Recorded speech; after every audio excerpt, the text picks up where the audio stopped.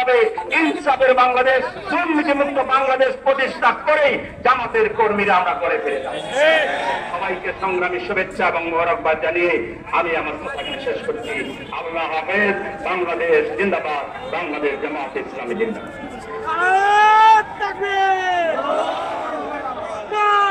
সংগ্রামী ভাই এবং বন্ধুগণ, আজকে জুলাই বিপ্লবের বর্ষপূর্তি উপলক্ষে আজকের এই গণমিছিল পূর্ব সমাবেশে ইতিমধ্যে আমাদের সম্মানিত প্রধান অতিথি এসে উপস্থিত হয়েছেন।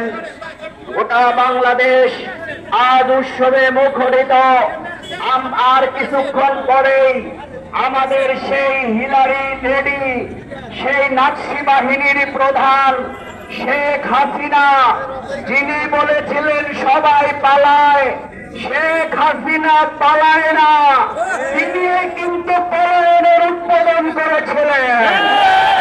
কিন্তু তিনি তার পরিবারের সবাইকে নিয়ে ফুটকেস নিয়ে পালিয়েছেন, অবাগা আওয়ামী লীগকে ঘটতে ঢুকিয়ে রেখেছে।